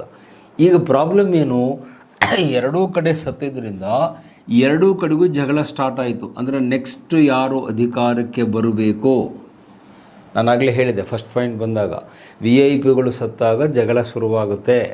ಯಾಕಂದರೆ ಅಲ್ಲಿ ಆಸ್ತಿ ಇರುತ್ತೆ, ಅಧಿಕಾರ ಇರುತ್ತೆ, ಅಂತಸ್ತು ಇರುತ್ತೆ. ನೆಕ್ಸ್ಟ್ ಯಾರು ಆ ಗದ್ದಿಗೆಯಲ್ಲಿ ಕೂತ್ಕೋಬೇಕು ಅಂತ ಜಗಳ ಇರುತ್ತೆ. ಸಾಮಾನ್ಯ ವ್ಯಕ್ತಿಗಳು ಸತ್ತರೆ ಏನು ಸಮಸ್ಯೆ ಇಲ್ಲ. 10 ಜನ ಆದಮೇಲೆ ಹೋಗ್ಬಿಟ್ಟು ಲಡ್ಡು ತಿಂದು ಒಂದು ಫೋಟೋ ಹಾಕಿ ಸಂಯುಕ್ತ ಕರ್ನಾಟಕದಲ್ಲಿ ಕೈ ಮುಗಿದು ಹೋಗ್ಬಿಡ್ತಾರೆ. ಅಲ್ಲಿಗೆ ಮ್ಯಾಟ್ರ್ ಕ್ಲೋಸ್. ಬಟ್ ಇಲ್ಲಿ ಹಾಗಲ್ಲ. ಹೈದರಾಬಾದ ನಿಜಾಮ ಸತ್ತಿದ್ದರಿಂದ ಇಬ್ಬರ ನಡುವೆ ಜಗಳ ಸ್ಟಾರ್ಟ್ ಆಯಿತು. ಆ ಇಬ್ಬರ ಹೆಸರನ್ನು ಇಲ್ಲಿ ಬರೀತೀನಿ, ನೋಟ್ ಮಾಡ್ಕೊಳ್ಳಿ. ಮುಜಾಫರ್ ಜಂಗ್, ಅವ್ರ ಹೆಸರುಗಳು ನೋಟ್ ಮಾಡ್ಕೊಳ್ಳಿ. ಮುಜಾಫರ್ ಜಂಗ್ ಅಂತ ಒಬ್ಬ ವ್ಯಕ್ತಿ, ಇಂಟು ಈ ಕಡೆಗೆ ನಾಸಿರ್ ಜಂಗ್ ಅಂತ ಇನ್ನೊಬ್ಬನ ಹೆಸರು, ನಾಸಿರ್ ಜಂಗ್. ಈ ಇಬ್ಬರ ನಡುವೆ ಇಲ್ಲಿ ಜಗಳ ಸ್ಟಾರ್ಟ್ ಆಯಿತು, ಕ್ಲಾಶ್ ಸ್ಟಾರ್ಟ್ ಆಯಿತು. ಮುಜಾಫರ್ ಜಂಗನಿಗೂ ನಾಸಿರ್ ಜಂಗನಿಗೂ, ಅವರಿಬ್ಬರು ಒಂದೇ ಮಂತನಿಗೆ ಸೇರಿದವರು. Jung is the name of dynasty. Jung ಅನ್ನೋದು ರಾಜ, ನಮ್ಮಲ್ಲಿ ಹೇಗೆ ಕದಂಬರು ಗಂಗರ್ ಅಂತೀವಿ, ಹಾಗೆ ಒಂದು ಡೈನೆಸ್ಟಿ ಹೆಸರು ಅಷ್ಟೇ ಇದು. It's a name of the royal family. So Muzaffar ಜಂಗನಿಗೂ ನಾಸಿರ್ ಜಂಗನಿಗೂ ಜಗಳ ಶುರುವಾಯಿತು. ಏನಂತ, ನೆಕ್ಸ್ಟ್ ನಿಜಾಮ್ ನಾನಾಗಬೇಕು, ಆ ಚೇರಲ್ಲಿ ನಾನು ಕೂತ್ಕೋಬೇಕು. ಯಾಕಂದ್ರೆ ನಿಜಾಮ್ ಸತ್ತು ಹೋಗಿದ್ದಾನೆ, ನೆಕ್ಸ್ಟ್ ನಾನಾಗಬೇಕು ಅಂತ ಇವನು, ಇಲ್ಲ ನಾನಾಗಬೇಕು ಅಂತ ಇವನು. ಜಗಳ ಸ್ಟಾರ್ಟ್ ಆಯಿತು. ಇಲ್ಲಿ ಇನ್ನೊಂದು ಕಡೆಗೆ, ಒಂದು ಸೆಕೆಂಡ್, ಇನ್ನೊಂದು ಕಡೆಗೆ ಇಲ್ಲಿ ಇಬ್ಬರ ನಡುವೆ ಜಗಳ ಸ್ಟಾರ್ಟ್ ಆಯಿತು. ಇಲ್ಲೂ ಕೂಡ ಇಬ್ಬರು ಕಚ್ಚಾಡಲಿಕ್ಕೆ ಸ್ಟಾರ್ಟ್ ಮಾಡ್ತಾರೆ. ಒಬ್ಬನ ಹೆಸರು ಮೊಹಮ್ಮದ್ ಅಲಿ ಅನ್ವರುದ್ದೀನ್, ಆಮೇಲೆ ಅವನು ಬರ್ತಾನೆ. ಅನ್ವರುದ್ದೀನ್ ಅಂತ ಒಬ್ಬ ವ್ಯಕ್ತಿ ಒಂದು ಕಡೆಗೆ, ವರ್ಸಸ್ ಚಾಂದಾ ಸಾಹಿಬ್ ಅಥವಾ ಚಂದಾ ಸಾಹಿಬ್ ಅಂತಲೂ ಹೇಳ್ಬೋದು, ತೊಂದರೆ ಇಲ್ಲ, ನೀವು ಅದನ್ನ ಹೆಂಗಾದರೂ ಉಚ್ಚಾರ ಮಾಡಿ. ಚಾಂದಾ ಸಾಹಿಬ್ ಮತ್ತು ಅನ್ವರುದ್ದೀನ್ ಎನ್ನುವ ಇಬ್ಬರ ನಡುವೆ ಇಲ್ಲಿ ಜಗಳ ಸ್ಟಾರ್ಟ್ ಆಗುತ್ತೆ. ಎಲ್ಲಿ? ಕರ್ನಾಟಕದಲ್ಲಿ, ಅಂದರೆ ಈಗಿನ ತಮಿಳುನಾಡು. ಕರ್ನಾಟಕ ಅಂದರೆ ಈಗಿನ ತಮಿಳುನಾಡು. ಅನ್ವರುದ್ದೀನ್ ಮತ್ತು ಚಾಂದಾ ಸಾಹಿಬ್ ನಡುವೆ ಇಲ್ಲಿ ಜಗಳ ಸ್ಟಾರ್ಟ್ ಆಗುತ್ತೆ. ಇವನು ನಾನು ನವಾಬ್ ಆಗಬೇಕು ಅಂತ, ಇವನು ಇಲ್ಲ ಅದೇ ಹೆಂಗೆ ನಾನು ಆಗ್ತೀನಿ ಅಂತವನು. ಸೊ ಒಂದೇ ಕುಟುಂಬದಲ್ಲಿ ಇಬ್ಬರ ನಡುವೆ ಇಲ್ಲೂ ಜಗಳ ಆಗುತ್ತೆ, ಇಲ್ಲೂ ಜಗಳ ಆಗುತ್ತೆ. ನಿಮ್ಮ ವಿದ್ಯಾರ್ಥಿಗಳ ಭಾಷೆಯಲ್ಲಿ ಹೇಳೋದಾದರೆ ಎರಡು ಕಡೆ ಸೀನ್ ಕ್ರಿಯೇಟ್ ಆಗುತ್ತೆ. ಸೀನ್ 1, ಸೀನ್ 2, ದೃಶ್ಯ 1, ದೃಶ್ಯ 2. ಈ ಫಸ್ಟು ಈ ಕಡೆದು ಹೇಳಿಬಿಡ್ತೀನಿ, ಈ ಕಡೆ ಹೇಳಿ ಆಮೇಲೆ ಆ ಕಡೆ ಬರ್ತೀನಿ. ಇಲ್ಲಿ ಯುದ್ಧ ನಡೆದಾಗ ಇಲ್ಲಿ ಈ ಕಂಪನಿಗಳು ಏನು ಮಾಡ್ತವೆ ಅಂದರೆ, ಮುಜಾಫರ್ ಜಂಗನಿಗೆ ಫ್ರೆಂಚರು ನೆರವು ಕೊಡ್ತಾರೆ. ಇದು ನೆನ್ಪಿಟ್ಕೊಳ್ಳಿ, ಫ್ರೆಂಚ್ ಸಪೋರ್ಟೆಡ್ ಮುಜಾಫರ್ ಜಂಗ್. ಇಲ್ಲಿ ಕೆಳಗಡೆ ಬ್ರ್ಯಾಕೆಟ್ನಲ್ಲಿ ಡೂಪ್ಲೆ ಅಂತ ಬರೀರಿ. ಫ್ರೆಂಚ್ ಅಂದರೆ ಡೂಪ್ಲೆ ಅಂತ ಅರ್ಥ. ಇಲ್ಲಿ ನಾಸಿರ್ ಜಂಗನಿಗೆ ಬ್ರಿಟಿಷರು ಬೆಂಬಲ ಕೊಡ್ತಾರೆ, ಇವನಿಗೆ ಬ್ರಿಟಿಷರು ಸಪೋರ್ಟ್ ಮಾಡ್ತಾರೆ. ಇಲ್ಲಿ ಬ್ರ್ಯಾಕೆಟ್ನಲ್ಲಿ ರಾಬರ್ಟ್ ಕ್ಲೈವ್ ಅಂತ ಬರೀರಿ. ಬ್ರಿಟಿಷರು ಅಂದರೆ ರಾಬರ್ಟ್ ಕ್ಲೈವ್ ಅಂತ ಬರ್ಕೊಳ್ಳಿ. ಸೊ ಅಂದರೆ ಈ ಜಗಳ ನಡೆದಿರೋದು ಇವರಿಬ್ಬರ ನಡುವೆ, ಅದು ನೆನ್ಪಿಟ್ಕೊಳ್ಳಿ. ಜಗಳ ಆಡ್ತಾ ಇರೋರು ರಾಜವಂಶದವರು. ಆದರೆ ಇಲ್ಲಿ ಫ್ರೆಂಚರು ಮತ್ತು ಬ್ರಿಟಿಷರು ಇದರಲ್ಲಿ ಏನಾಗ್ತಾರೆ, ಇಂಟರ್ಫಿಯರ್ ಆಗ್ತಾರೆ. ಅನವಶ್ಯಕವಾಗಿ ಹಸ್ತಕ್ಷೇಪ ಮಾಡಿ ಮುಜಾಫರ್ ಜಂಗನಿಗೆ ಫ್ರೆಂಚರು ಸಪೋರ್ಟ್ ಮಾಡ್ತಾರೆ, ನಾಸಿರ್ ಜಂಗನಿಗೆ ಬ್ರಿಟಿಷರು ಸಪೋರ್ಟ್ ಮಾಡ್ತಾರೆ. ನೀನೇನು ಹೆದರ್ಕೋಬೇಡ, ನಿನ್ನ ಜೊತೆಗೆ ನಾವಿದ್ದೇವೆ. ನೀವ್ಯಾರೋ ಹಳ್ಳಿಯಿಂದ ಬಂದಿದ್ದರೆ ಬೇಗ ಅರ್ಥ ಆಗುತ್ತೆ. ಹಳ್ಳಿಯಲ್ಲಿ ಒಬ್ಬರೇ ಗೌಡ್ರು ಇರಬೇಕು, ನಿಮ್ಗೆ ಗೊತ್ತಿದೆ. ಹಳ್ಳಿಯಲ್ಲಿ ಇಬ್ಬರು ಗೌಡ್ರಿದ್ದರೆ ಕರ್ನಾಟಕ ಯುದ್ಧ ಆಗೋದು ಗ್ಯಾರಂಟಿ. ಯಾಕಂದರೆ ಆ ಇಬ್ಬರು ಗೌಡ್ರ ನಡುವೆ ಏನಿರಲ್ಲ, ಹೊಂದಾಣಿಕೆ ಇರಲ್ಲ. ನಾ ಹೇಳಿದ್ದೆ ನಡೀಬೇಕು ಅಂತ ಅವರು ಜಗಳ ಹಚ್ಚಿಬಿಟ್ಟು ಆ ಮೋಜು ನೋಡ್ಕೊಂಡು ಕೂತಿರ್ತಾರೆ ಇಬ್ಬರು ಗೌಡ್ರು. ಜಗಳ ಆಡೋರು ಜನ, ಮೋಜು ನೋಡೋರು ಊರು ಗೌಡ್ರು ಅಂತ ಹೇಳ್ತೀವಿ. ಸೊ ಇಲ್ಲಿ ಅದು ಗೌಡ್ರ ಜಗಳ ಆದಂಗೆ ಆಯ್ತದು. ಅದು ಯಾವುದೋ ನನ್ನ ವಿದ್ಯಾರ್ಥಿ ದಿನದಲ್ಲಿ ಒಂದು ನಾಟಕ ಬಂದಿತ್ತು, ಗೌಡ್ರ ಗದ್ದಲ ಅಂತ. ನಂಗೆ ಇನ್ನೂ ನೆನಪಿದೆ ಆ ನಾಟಕ ನೋಡಿದ್ದು. ಇದು ಒಂಥರ ಗೌಡ್ರ ಗದ್ದಲ ಇದ್ದಂಗೆ ಈ ಹಿಸ್ಟ್ರಿಯಲ್ಲಿ. ಇವು ಜಗಳಾಡ್ತಿರೋರು ಇವರಿಬ್ಬರು, ಅವ್ರಿಗೆ ಸಪೋರ್ಟ್ ಮಾಡ್ಲಿಕ್ಕೆ ಬಂದವರು ಫ್ರೆಂಚರು ಮತ್ತು ಬ್ರಿಟಿಷರು. ಇವ್ರು ಯಾಕೆ ಬಂದಿದ್ದರು ಅಂದರೆ, ಆಗಿನ ಕಾಲದಲ್ಲಿ ಹೈದರಾಬಾದ್ ಬಹಳ ಶ್ರೀಮಂತವಾದ ಪ್ರಾಂತ್ಯವಾಗಿತ್ತು, ಸಿಕ್ಕಾಪಟ್ಟೆ ಸಂಪತ್ತಿತ್ತು.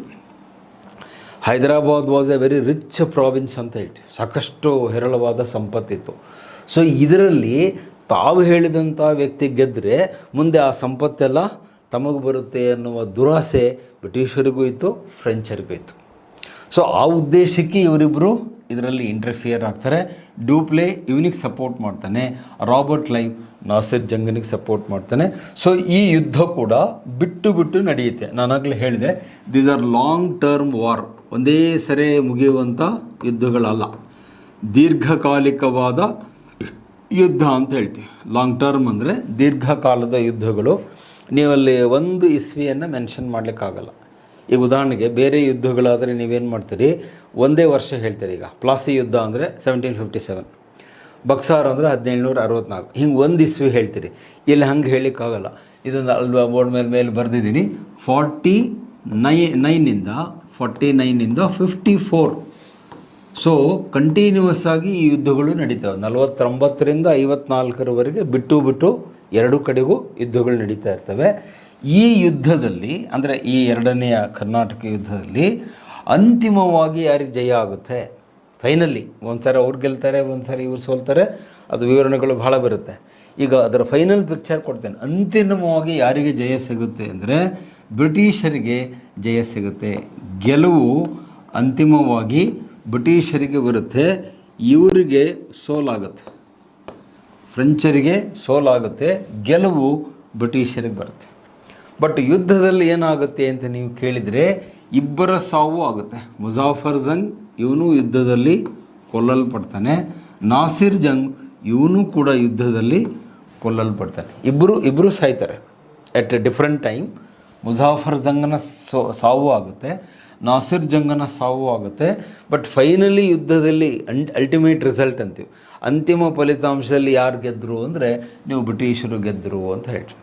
ಈ ಚುನಾವಣೆ ಫಲಿತಾಂಶ ಬರುತ್ತೆ ನೋಡಿ, ಮೊದಲನೇ ಸುತ್ತಿನಲ್ಲಿ ವಿನಯ್ ಕುಮಾರ್ ಹೆಗಡೆ ಮುಂದೆ, ಎರಡನೇ ಸುತ್ತಿನಲ್ಲಿ ಜಗದೀಶ್ ಶೆಟ್ಟರ್ ಮುಂದೆ ಅಂತ ಬಂದುಬಿಡ್ತು. ಸೊ ಒಂದು ಸರಿ ಅವರು ಶಾಲ್ ಬಾವುಟ ಹಾರಿಸೋದು, ಒಂದು ಸರಿ ಇವ್ರ ಜನ ಹೊರಗಡೆ ಕಾಯ್ತಿರ್ತಾರಲ್ಲ ಹಾಗೆ. ಬಟ್ ಅವು ಯಾವ ನಮಗೆ ಲೆಕ್ಕಕ್ಕಲ್ಲ. ಫೈನಲ್ ಯಾರು ಗೆದ್ದರು, ಫೈನಲ್ ಎಲೆಕ್ಷನ್ ರಿಸಲ್ಟ್ ಬಂದಮೇಲೆ ಸೊ ಆ್ಯಂಡ್ ಸೊ ಇವರು MP MLA ಆದರು ಅಂತ ಹೆಂಗೆ DC ಅನೌನ್ಸ್ ಮಾಡ್ತಾರೆ. ಸೊ ಅಲ್ಲಿ ಹಂಗಿದ್ದಂಗೆ ಒಮ್ಮೆ ಇವ್ರು ಗೆಲ್ತಾರೆ, ಒಮ್ಮೆ ಅವ್ರು ಗೆಲ್ತಾರೆ. ಬಟ್ ಫೈನಲಿ ಯಾರು ಗೆದ್ದರು ಅಂದರೆ ಬ್ರಿಟಿಷರಿಗೆ ಇಲ್ಲಿ ಗೆಲುವಾಗುತ್ತೆ, ಇವರಿಬ್ಬರ ಸಾವು ಆಗುತ್ತೆ. Both wear killed in the battle field. ಆವಾಗ ಇವನ ಸಂಬಂಧಿಕ ಆದಂಥ ಸಲಾಬತ್ ಜಂಗ್ ಅನ್ನುವವರು ಅಧಿಕಾರ ವಹಿಸ್ಕೊಳ್ತಾರೆ. ಅವನ ಹೆಸರು ನೆನ್ಪಿಟ್ಕೊಳ್ರಿ, ಸಲಾಬತ್ ಜಂಗ್.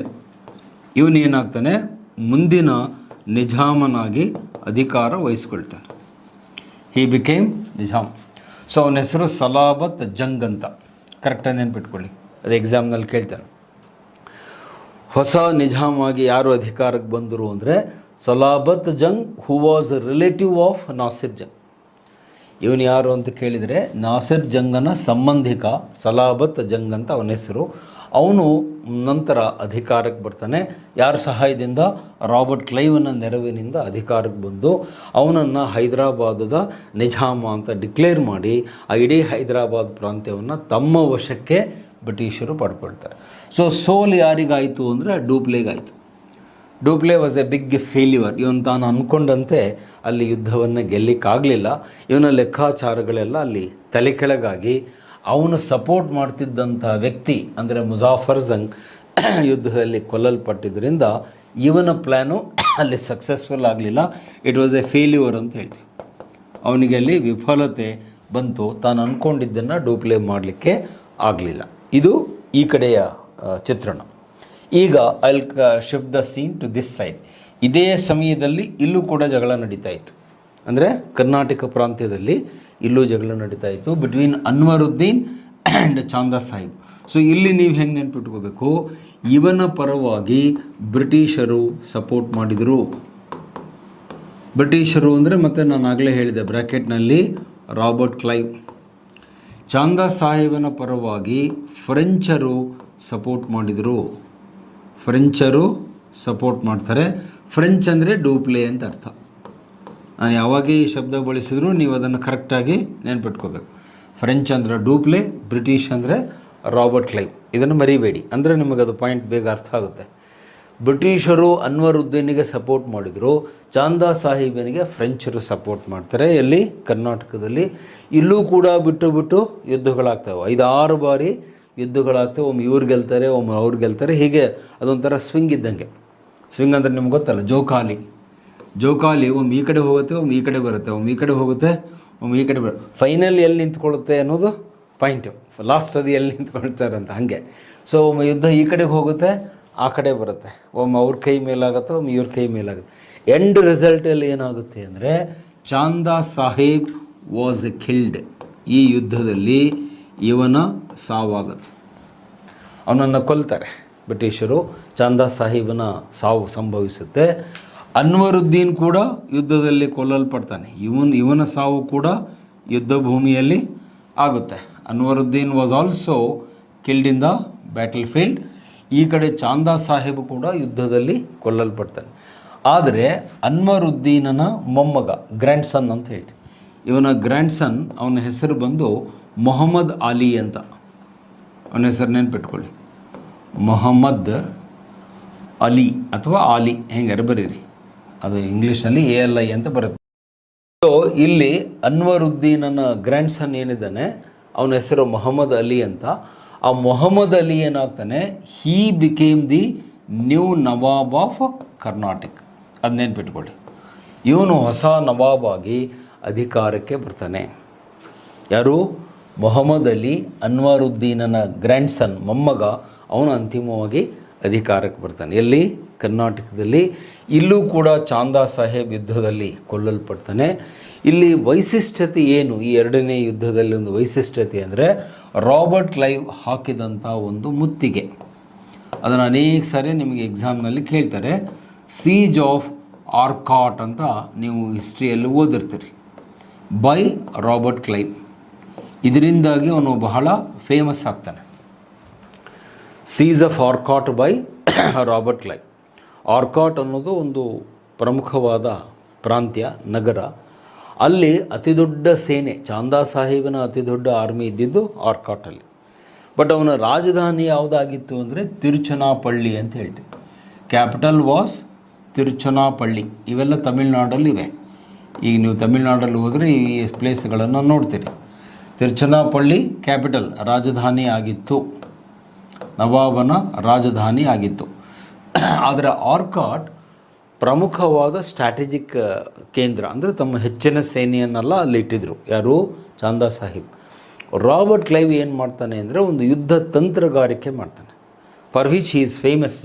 ಅದನ್ನು ಸ್ಟ್ರಾಟಜಿ ಅಂತ ಕರಿತೀವಿ ನಾವು ಇಂಗ್ಲೀಷ್ನಲ್ಲಿ.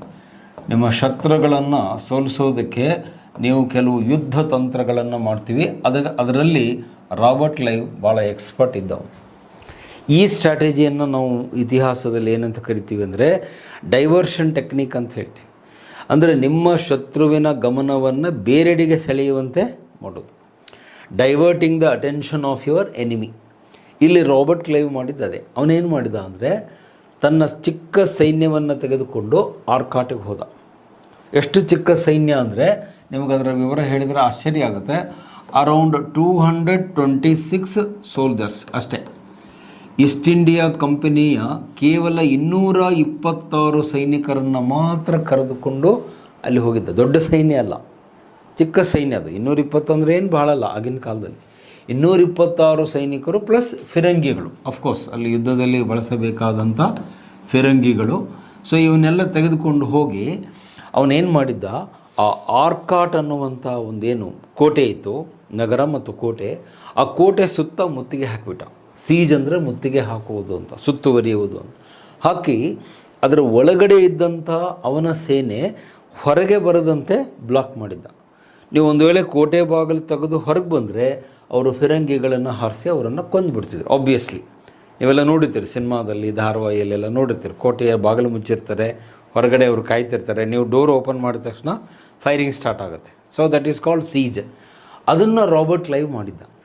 ಈಗ ಟ್ಯಾಕ್ಟಿಕಲ್ ಮೂವ್ ಹೇಗಾಗುತ್ತೆ ಅಂದರೆ ರಾಬರ್ಟ್ ಕ್ಲೈವ್ ಆರ್ಕಾಟಿಗೆ ಹೋಗಿದ್ದು ನೋಡಿ ಚಾಂದಾ ಸಾಹೇಬ್ ಏನು ಮಾಡ್ತಾನೆ, ಇವರನ್ನು ಸೋಲಿಸಬೇಕು ಅಂದರೆ ನಾನು ಹೊರಗಡೆಯಿಂದ ಹೋಗಿ ಇವ್ರನ್ನ ಅಟ್ಯಾಕ್ ಮಾಡಬೇಕು ಅಂತ ಹೇಳಿ ಇವನೇನು ಮಾಡ್ತಾನೆ, ತನ್ನ ರಾಜಧಾನಿ ತಿರುಚನಾಪಳ್ಳಿಯಿಂದ ಆರ್ಕಾಟಿಗೆ ಹೋಗ್ತಾನೆ. ಯಾರು? ಚಾಂದಾ ಸಾಹೇಬ್. ಅವನು ಇದ್ದಿದ್ದು ತಿರುಚನಾಪಳ್ಳಿಯಲ್ಲಿ, ದ್ಯಾಟ್ ವಾಸ್ ಕ್ಯಾಪಿಟಲ್. ಅಲ್ಲಿಂದ ಒಂದು 5-6 ಸಾವಿರ ಸೈನಿಕರನ್ನು ಕರ್ಕೊಂಡು ಅವನು ಆರ್ಕಾಟ್ ಕಡೆಗೆ ಹೋಗ್ತಾನೆ. ಯಾವಾಗ ಇವನು ತಿರುಚನಾಪಳ್ಳಿ ಬಿಟ್ಟು ಹೋದ ಅಂತ ಗೊತ್ತಾದ ಕೂಡಲೇ ಕ್ಲೈವ್ ಏನು ಮಾಡ್ತಾನೆ, ತನ್ನ ಸೇನಾ ಕಮಾಂಡರಿಗೂ ಕೊಟ್ಟು you go and attack Tiruchirappalli. ಇವನು ಯಾವಾಗ ಆ ಜಾಗ ಬಿಟ್ಟ ತಕ್ಷಣ ನೀವು ತಿರುಚನಾಪಳ್ಳಿಗೆ ಹೋಗಿ ಅದನ್ನು ನಿಮ್ಮ ವಶಕ್ಕೆ ತಗೊಂಡ್ಬಿಡಿ ಅಂತ ಸೀಕ್ರೆಟ್ ಸಂದೇಶವನ್ನು ಕಳಿಸ್ತಾನೆ. ಅಂದರೆ ರಹಸ್ಯ ಸಂದೇಶ.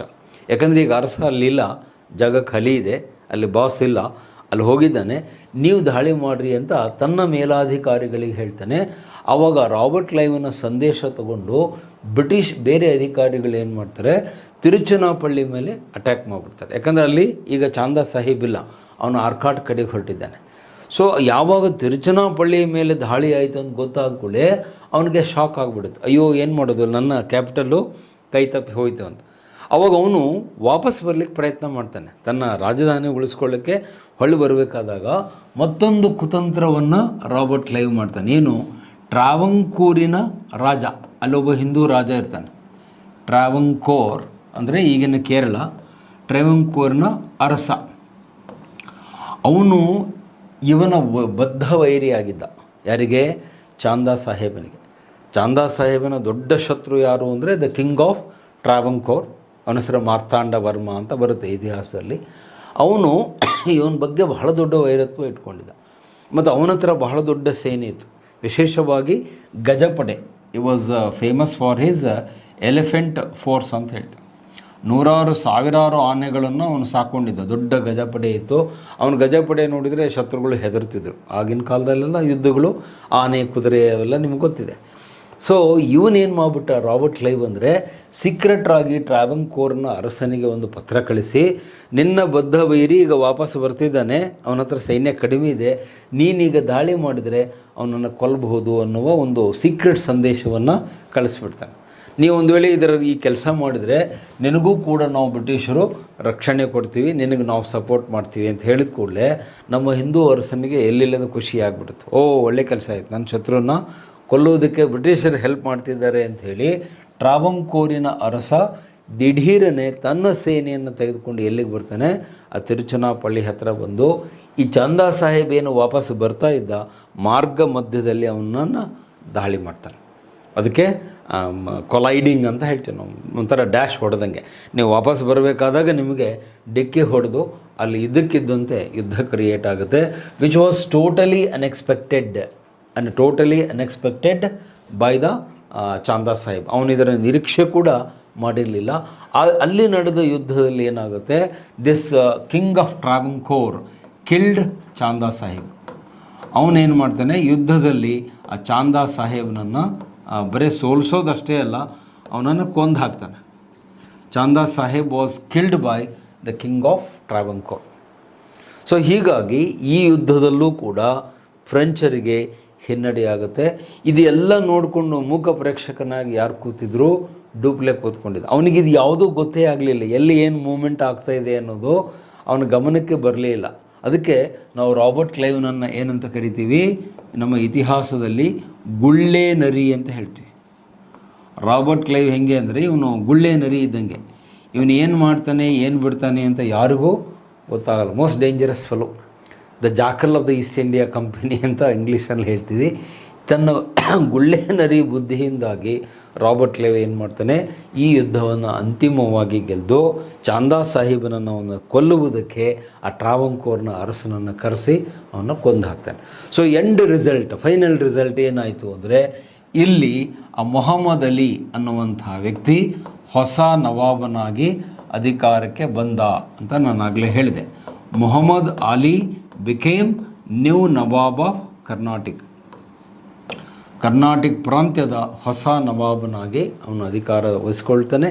ಇವನು ಯಾರ ಸಂಬಂಧಿಕ ಆಗಿದ್ದ ಅಂದರೆ Anwaruddin, grand son of Anwaruddin. So ಬ್ರಿಟಿಷರ ನೆರವಿನಿಂದ ಮೊಹಮ್ಮದ್ ಅಲಿ ಏನಾಗ್ತಾನೆ, ನವಾಬ್ ಆಗ್ತಾನೆ. ಸೊ ಈಗ ಅದನ್ನು ಕನ್ಕ್ಲೂಡ್ ಮಾಡ್ತೀನಿ. ಈ ಕಡೆಗೆ ಅಂದರೆ ಕರ್ನಾಟಕ ಪ್ರಾಂತ್ಯದಲ್ಲಿ ಬ್ರಿಟಿಷರ ಬೆಂಬಲವನ್ನು ಪಡೆದುಕೊಂಡ ಮೊಹಮ್ಮದ್ ಅಲಿ ಅಧಿಕಾರಕ್ಕೆ ಬರ್ತಾನೆ. ಈ ಕಡೆಗೆ ಅಂದರೆ ಹೈದರಾಬಾದಲ್ಲಿ ಬ್ರಿಟಿಷರ ಬೆಂಬಲದೊಂದಿಗೆ ಸಲಾಬತ್ ಜಂಗ್ ಅನ್ನುವರು ಏನಾಗ್ತಾರೆ, ನಿಜಾಮ್ ಆಗಿ ಅಧಿಕಾರಕ್ಕೆ ಬರ್ತಾನೆ. ಅಂದರೆ ಎರಡೂ ಕಡೆಗೂ ಅಧಿಕಾರ ಯಾರಿಗೆ ಬಂತು, ಬ್ರಿಟಿಷರ ಕೈಗೆ ಬಂತು. ಅದು ನೆನ್ಪಿಟ್ಕೊಳ್ಳಿ. ಎರಡೂ ಕಡೆಗೂ ಸೋಲು ಮತ್ತು ಅವಮಾನ ಯಾರಿಗಾಯಿತು, ಫ್ರೆಂಚರಿಗಾಯಿತು. French had defeat and insult in both the place. ಹೈದರಾಬಾದಲ್ಲೂ ಆಯಿತು, ಕರ್ನಾಟಕದಲ್ಲೂ ಆಯಿತು. ಸೊ ಅದರೊಂದಿಗೆ ಇಷ್ಟೆಲ್ಲ ಆಗೋಷ್ಟರಲ್ಲಿ ನಮ್ಮ ಇಸ್ವಿ ಎಲ್ಲಿಗೆ ಬಂದಿತ್ತು, 1754 1754 ಅನ್ನಷ್ಟರಲ್ಲಿ ಇವೆಲ್ಲ ಡೆವಲಪ್ಮೆಂಟ್ಸು ಮುಗಿದಿದ್ದು. ಅದರೊಂದಿಗೆ ಆ ಎರಡನೇ ಕರ್ನಾಟಕ ಯುದ್ಧ ಕಂಪ್ಲೀಟ್ ಆಗುತ್ತೆ, ಅದು ಮುಕ್ತಾಯ ಆಗುತ್ತೆ. ಈಗ ಯುದ್ಧ ಏನೋ ಮುಗೀತು, ಆದರೆ ಮತ್ತೆ ಇವರಲ್ಲಿ ಏನು ಉಳಿತದೆ, ಆ ಸೇಡಿನ ಮನೋಭಾವ ಉಳಿತು. ವಿಶೇಷವಾಗಿ ಫ್ರೆಂಚರ ಮನಸ್ಸಲ್ಲಿ ಏನು ಬರುತ್ತೆ ಅಂದರೆ, ನಾವು ಏನಾದರೂ ಮಾಡಿ ಬ್ರಿಟಿಷರ ವಿರುದ್ಧ ಸೇಡಿ ತೀರಿಸ್ಕೋಬೇಕು. ಯಾಕಂದರೆ ಅವ್ರಿಗೆ ಎರಡೂ ಕಡೆ ಸೋತಿರೋದ್ರಿಂದ ನಾವು ಒಂದು ಇಂಗ್ಲೀಷಲ್ಲಿ ಒಂದು ಮಾತು ಹೇಳ್ತೀವಿ, a wounded tiger is more dangerous ಅಂತ.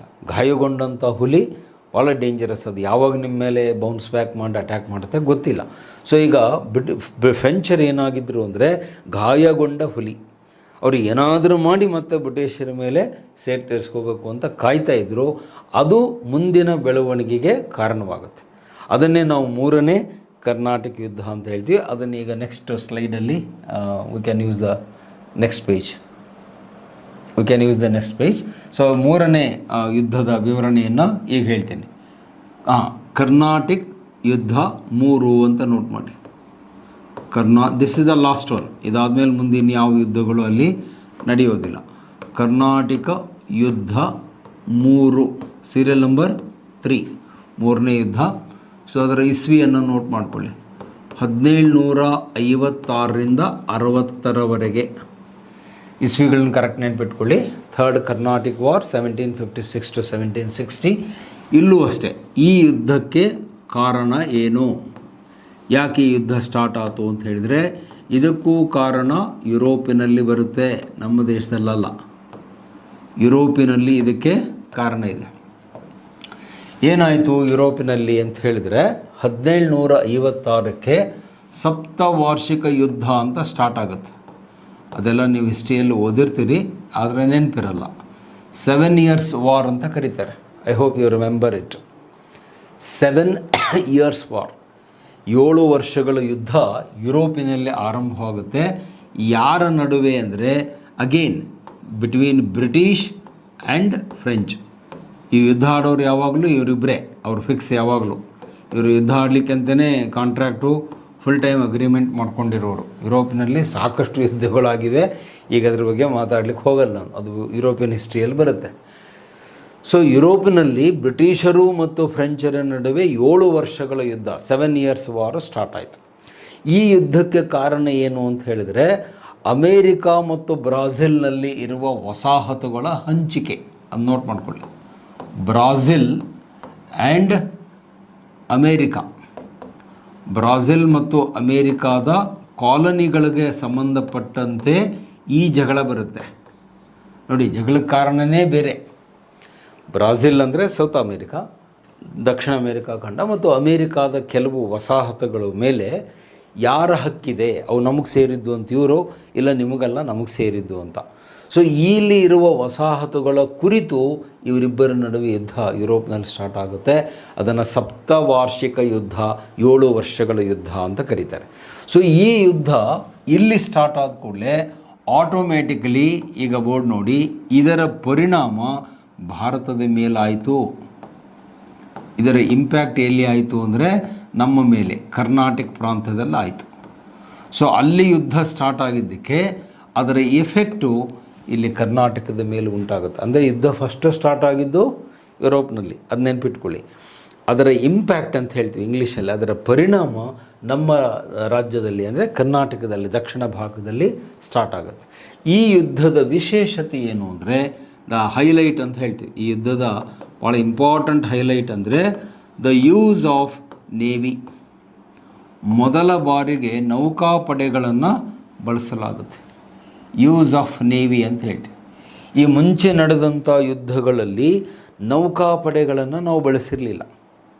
ಅಂದರೆ ಯುದ್ಧ ನೌಕೆಗಳು ಬಳಕೆ ಆಗಿರಲಿಲ್ಲ. ಕೇವಲ ಆರ್ಮಿ ಅಂದರೆ ಲ್ಯಾಂಡ್ ಆರ್ಮಿ ಅಂತ ಹೇಳ್ತೀವಿ ಅದಕ್ಕೆ ಇಂಗ್ಲೀಷಲ್ಲಿ. ಲ್ಯಾಂಡ್ ಆರ್ಮಿ ಮಾತ್ರ ಬಳಕೆಯಾಗಿತ್ತು. ಆದರೆ ಈ ಯುದ್ಧದಲ್ಲಿ ಮೊದಲ ಬಾರಿಗೆ, ನೆನ್ಪಿಟ್ಕೊಳ್ಳಿ, ಅದನ್ನು ಎಕ್ಸಾಮ್ನಲ್ಲಿ ಕೇಳ್ತೇನೆ, ಪ್ರಥಮ ಬಾರಿಗೆ ಯಾವ ಯುದ್ಧದಲ್ಲಿ ನೌಕಾಪಡೆ ಬಳಕೆಯಾಯಿತು ಅಂತ ಕೇಳಿದ್ದೇನೆ.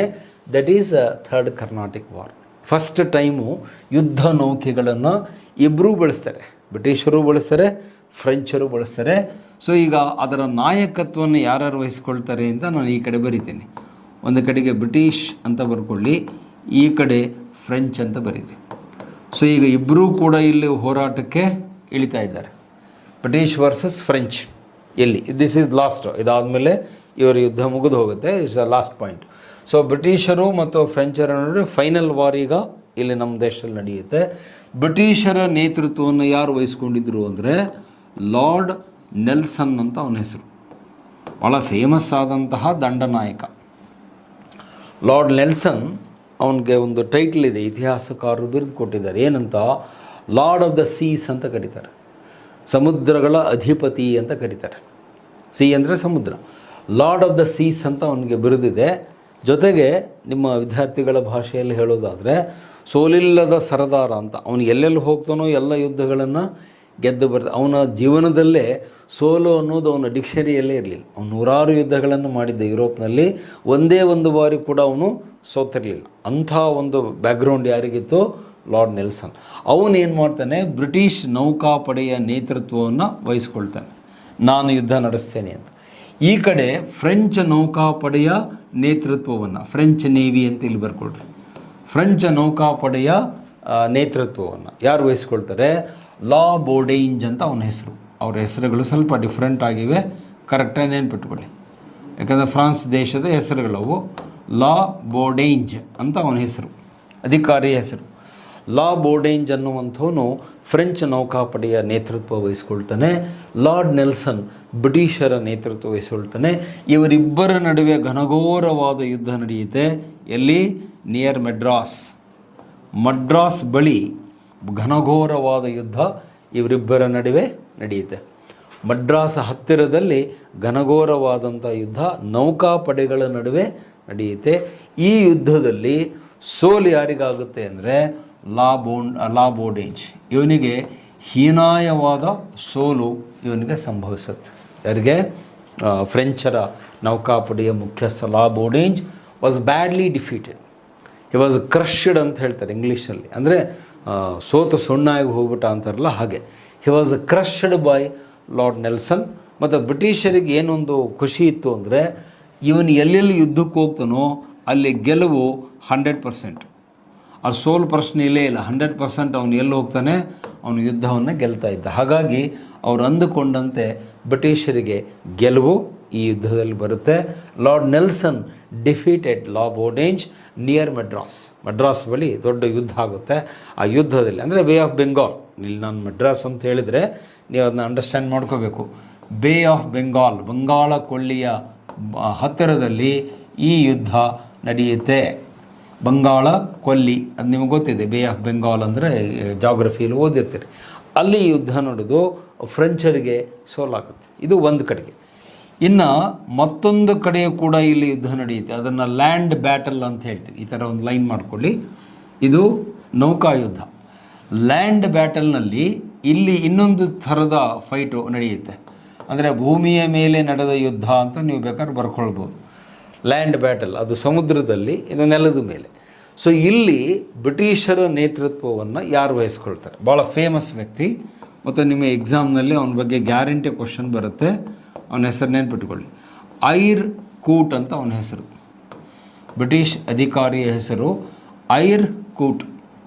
ಜನರಲ್ ಐರ್ ಕೂಟ್ ಅನ್ನುವಂಥ ಬ್ರಿಟಿಷ್ ಅಧಿಕಾರಿ ಇದರ ನೇತೃತ್ವವನ್ನು ವಹಿಸ್ಕೊಳ್ತಾರೆ. ಬ್ರಿಟಿಷರ ಸೇನೆಯ ನೇತೃತ್ವವನ್ನು ವಹಿಸ್ಕೊಳ್ತಾನೆ. ಜನರಲ್ ಐರ್ ಕೂಟ್ ಅಂತ ಅವನ ಹೆಸರು. Very powerful fellow.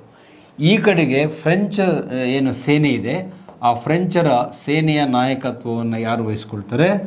ಕರ್ನಲ್ ಬುಸ್ಸಿ ಅಂತ ಅವನ ಹೆಸರು. BUSSY. ಇವೆಲ್ಲ ಫ್ರೆಂಚ್ ಹೆಸರುಗಳಾದ್ದರಿಂದ ಸ್ವಲ್ಪ ನಿಮಗದು ನೆನ್ಪಿಟ್ಕೊಳ್ಳಿ ಕಷ್ಟ ಅನಿಸ್ಬೋದು. ಆದರೂ ಅನಿವಾರ್ಯ, ನಾವು ನೆನ್ಪಿಟ್ಕೊಳ್ಳೇಬೇಕು ಎಕ್ಸಾಮ್ ಪಾಸ್ ಆಗಬೇಕು ಅಂದರೆ. ಕರ್ನಲ್ ಬುಸ್ಸಿ ಅಂತ ಅವನ ಹೆಸರು, ಜನರಲ್ ಐರ್ಕೂಟ್ ಅಂತ ಬ್ರಿಟಿಷ್ ಅಧಿಕಾರಿ ಹೆಸರು. ಸೊ ಇವರಿಬ್ಬರ ನಡುವೆ ಬಹುದೊಡ್ಡ ಹೋರಾಟ ನಡೆಯುತ್ತೆ. ಪ್ಲೇಸಲ್ಲಿ, ವಾಟ್ ಇಸ್ ದ ಪ್ಲೇಸ್?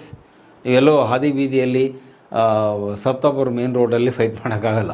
ಎಲ್ಲಿ ಯುದ್ಧ ನಡೀತು ಅಂತಂದರೆ ಆ ಪ್ಲೇಸನ್ನು ನೆನ್ಪಿಟ್ಕೊಳ್ಳಿ, ಅದು ಅಂತಿಮವಾದಂಥ ಯುದ್ಧ. ಅದನ್ನ ಯಾಕೆ ಗೊತ್ತೇ ಹೇಳ್ತಿದ್ದೀನಿ ಅಂದರೆ ಇದಾದಮೇಲೆ ಯಾವ ಯುದ್ಧಗಳಾಗಲ್ಲ. The place is called Wandiwash. ಅದನ್ನು ವಾಂಡಿ ವಾಶ್ ಕದನ ಅಂತ ಭಾಳ ಫೇಮಸ್ ಆಗಿದೆ. ವಾಂಡಿ ವಾಶ್ ಬ್ಯಾಟಲ್, ಇವರಿಬ್ಬರ ನಡುವೆ ಘನಘೋರವಾದ ಯುದ್ಧ ನಡೆಯುತ್ತೆ. 1760 ಯುದ್ಧ ನಡೆದಿದ್ದು 1760. Place is Wandiwash. ಇದು ಬ್ರಿಟಿಷರು ಕೊಟ್ಟಂಥ ಹೆಸರು. ಆ್ಯಕ್ಚುಲಿ ನೀವು ಇತಿಹಾಸದಲ್ಲಿ ತೆಗೆದು ನೋಡಿದರೆ ಆ ಸ್ಥಳದ ಹೆಸರು ವಂಡವಾಸ ಅಂತ. ತಮಿಳು ಭಾಷೆಯಲ್ಲಿ ನೀವು ಹೋದರೆ ಅದನ್ನು ವಂಡವಾಸ ಅಂತ ಕರೀತಾರೆ. ಬಟ್ ನಿಮ್ಗೆ ಗೊತ್ತಿದೆ, ಬ್ರಿಟಿಷರಿಗೆ ಕೆಲವು ಶಬ್ದಗಳನ್ನ ಉಚ್ಚಾರ ಮಾಡಲಿಕ್ಕೆ ಬರ್ತಿರಲಿಲ್ಲ. ಸೊ ವಂಡವಾಸ ಇದ್ದಿದ್ದು ಬ್ರಿಟಿಷರ ಬಾಯಲ್ಲಿ ಏನಾಯಿತು, ವಾಂಡಿವಾಶ ಆಯಿತು. ಅವ್ರಿಗೆ ಅನ್ಲಿಕ್ಕೆ ಬರ್ತಿರಲಿಲ್ಲ. ಈಗ ನೋಡಿ, ನಮ್ಮ ಪ್ರದೇಶದ ಹೆಸರು ಕನ್ನಡ ಅಂತಿತ್ತು. ಬ್ರಿಟಿಷರಿಗೆ ಕನ್ನಡ ಅನ್ಲಿಕ್ಕೆ ಬರ್ತಿರಲಿಲ್ಲ. ಅವರೇನಂದರು, ಕ್ಯಾನರಾ ಅಂತ ಕರೆದ್ರು. ಈಗೂ ಕೆನರಾ ಅಂತಲೇ ಉಳ್ಕೊಂಡಿದೆ. ಈಗೂ ಕೆನರಾ ಇದೆ, north Canara, south Canara. Actually Canara ಅಂದರೆ ಕನ್ನಡ ಅಂತ ಅರ್ಥ. ಅವರಿಗೆ ಕನ್ನಡ ಅನ್ಲಿಕ್ಕೆ ಬರ್ತಿರಲಿಲ್ಲ, ಕ್ಯಾನರಾ ಅಂತಿದ್ರು. ಈಗೂ ಹಾಗೆ ನಿಮ್ಮ ಬ್ಯಾಂಕ್ ಹೆಸರು ಕೂಡ ಕೆನರಾ ಬ್ಯಾಂಕ್ ಅಂತಿದೆ. ಅಲ್ಲಿ ಇರೋರನ್ನ ಕೇಳಿ ನೋಡ್ರಿ, ಯಾಕ್ರಿ ಈ ಹೆಸರು ಬಂತಂದ್ರೆ ಗೊತ್ತಿರಲ್ಲ ಅವ್ರಿಗೆ. ಕೆನರಾ ಬ್ಯಾಂಕ್ ಅಂದರೆ ಕನ್ನಡ ಬ್ಯಾಂಕ್ ಅಂತ ಅರ್ಥ ಅದು. ಸೊ ಹಾಗಾಗಿ ಅದರ ಹೆಸರು ವಂಡವಾಸ. ಅವ್ರಿಗೆ ಪ್ರೊನೌನ್ಸ್ ಮಾಡಬೇಕಾದಾಗ ವಾಂಡಿವಾಶ್ ಅಂತ ಹೇಳ್ತಾರೆ. ಓಕೆ, ಸೊ ವಾಂಡಿವಾಶ್ ಬ್ಯಾಟಲ್ 1760ರಲ್ಲಿ ನಡೆಯುತ್ತೆ. ಈ ಯುದ್ಧದಲ್ಲಿ ಫ್ರೆಂಚರಿಗೆ ಹೀನಾಯವಾದ ಸೋಲಾಗುತ್ತೆ. ಅಂತಿಮ ಸೋಲು, ಬರೀ ಸೋಲಲ್ಲ, ಅಂತಿಮವಾದ ಸೋಲು. ಫ್ರೆಂಚರಿಗೆ ಅಂತಿಮವಾದ ಸೋಲಾಗುತ್ತೆ, ಬ್ರಿಟಿಷರಿಗೆ ಅಂತಿಮವಾದ ಗೆಲುವು. ಅವರಿಗೆ ಸೋಲಾದರೆ ಇವರಿಗೆ ಗೆಲುವು, ಆಬ್ವಿಯಸ್ಲಿ. ಓಕೆ, ಅದು ಮೂಡ್ತಾ ಇಲ್ಲ. ಓಕೆ, ಸೊ ಅಂತಿಮವಾದ ಗೆಲುವು ಬ್ರಿಟಿಷರಿಗಾಗುತ್ತೆ. Final victory for the Britishers, final defeat for the French. ಫ್ರೆಂಚರಿಗೆ ಅಂತಿಮ ಸೋಲು, ಇವರಿಗೆ ಅಂತಿಮ ಗೆಲುವಾಗಿ ಈ ಯುದ್ಧ ಹೇಗೆ ಎಂಡ್ ಆಗುತ್ತೆ ಅಂದರೆ ವಿತ್ ಎ ಟ್ರೀಟಿ. ಆ ಟ್ರೀಟಿ ಹೆಸರು ಇಲ್ಲಿ ಬರೀತೀನಿ, ಟ್ರೀಟಿ ಆಫ್ ಪ್ಯಾರಿಸ್. ಪ್ಯಾರಿಸ್ ಶಾಂತಿ ಒಪ್ಪಂದ ಅಂತ ಅದು ಇತಿಹಾಸದಲ್ಲಿ ಫೇಮಸ್ ಆಗಿದೆ. 1763. 1763ರಲ್ಲಿ ಫ್ರಾನ್ಸಿನ ರಾಜಧಾನಿ ಪ್ಯಾರಿಸ್ಸಲ್ಲಿ ಒಂದು ಒಪ್ಪಂದ ಆಗುತ್ತೆ. ಅದನ್ನು ಪ್ಯಾರಿಸ್ ಶಾಂತಿ ಒಪ್ಪಂದ ಅಂತ ಹೇಳ್ತೀವಿ. ಆ ಒಪ್ಪಂದದೊಂದಿಗೆ ಈ ಹೋರಾಟಗಳು ಎಂಡ್ ಆಗ್ತವೆ. ಈ ಒಪ್ಪಂದದ ಕರಾರು ಏನು ಅಂದರೆ, ಇನ್ನು ಮುಂದೆ ಭಾರತದಲ್ಲಿ ಫ್ರೆಂಚರು ರಾಜಕೀಯದಲ್ಲಿ ಹಸ್ತಕ್ಷೇಪ ಮಾಡುವಂತಿಲ್ಲ. ಫ್ರೆಂಚರು ರಾಜಕೀಯದಲ್ಲಿ ಪ್ರವೇಶ ಮಾಡುವಂತಿಲ್ಲ. ಅವರು ಏನೇ ಇದ್ದರೂ ವ್ಯಾಪಾರಕ್ಕಷ್ಟೇ ಸೀಮಿತ, ರಾಜಕೀಯಕ್ಕೆ ಅವರು ಬರುವಂತಿಲ್ಲ, ವ್ಯಾಪಾರಕ್ಕಷ್ಟೇ ಸೀಮಿತ. ಅಥವಾ ಅದನ್ನು ಇಂಡೈರೆಕ್ಟ್ಲಿ ಹೇಳೋದಾದರೆ, ಇನ್ನು ಮುಂದೆ ಭಾರತದಲ್ಲಿ ಬ್ರಿಟಿಷರು ಅಂತಿಮ ಅಧಿಕಾರವನ್ನು ಪಡೀತಾರೆ. British became the final authority. ಬ್ರಿಟಿಷರು ಸಾರ್ವಭೌಮರು. ಇನ್ಮೇಲೆ ಅವ್ರು ಏನು ಹೇಳ್ತಾರೆ ಅದನ್ನೇ ಎಲ್ಲರೂ ಕೇಳಬೇಕು.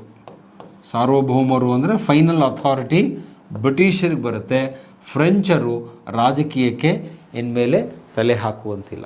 ಅರ್ಥಾತ್ ಆಡುಭಾಷೆಯಲ್ಲಿ ಹೇಳೋದಾದರೆ, ಇದಾದ ಮೇಲೆ ಫ್ರೆಂಚರಿಗೂ ಬ್ರಿಟಿಷರಿಗೂ ಯಾವ ಯುದ್ಧಗಳು ಭಾರತದಲ್ಲಿ ನಡೆಯಿಲ್ಲ. It's a last war between Britishers and French.